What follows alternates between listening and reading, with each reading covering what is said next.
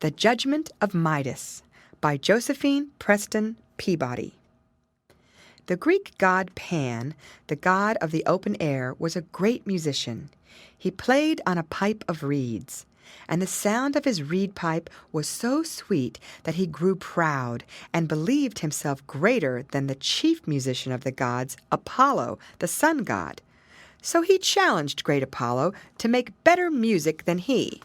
Apollo consented to the test, for he wished to punish Pan's vanity, and they chose the mountain Malas for judge, since no one is so old and wise as the hills.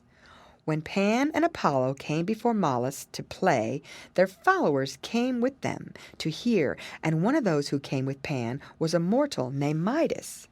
First Pan played. He blew on his reed pipe, and out came a tune so wild and yet so coaxing that the birds hopped from the trees to get near. The squirrels came running from their holes, and the very trees swayed as if they wanted to dance. The fawns laughed aloud for joy as the melody tickled their furry little ears, and Midas thought it the sweetest music in the world. Then Apollo rose. His hair shook drops of light from its curls. His robes were like the edge of the sunset cloud. In his hands he held a golden lyre.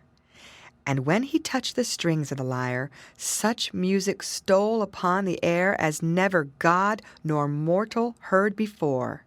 The wild creatures of the wood crouched still as stone. The trees kept every leaf from rustling. Earth and air were silent as a dream.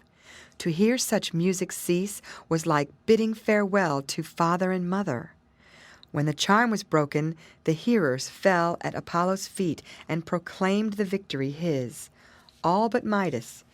He alone would not admit that the music was better than Pan's. "If thine ears are so dull, mortal," said Apollo, "they shall take the shape that suits them."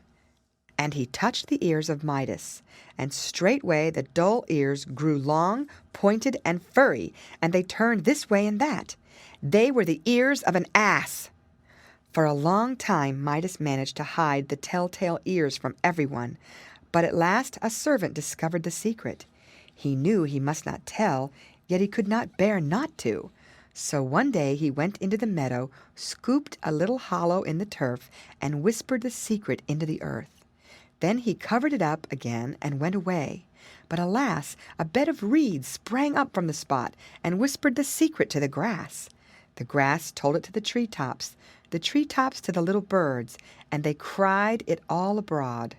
And to this day, when the wind sets the reeds nodding together, they whisper, laughing, "Midas has the ears of an ass. Oh, hush, hush." The end. Read by Lorraine Montgomery for Lit2Go on the web at fcit.usf.edu.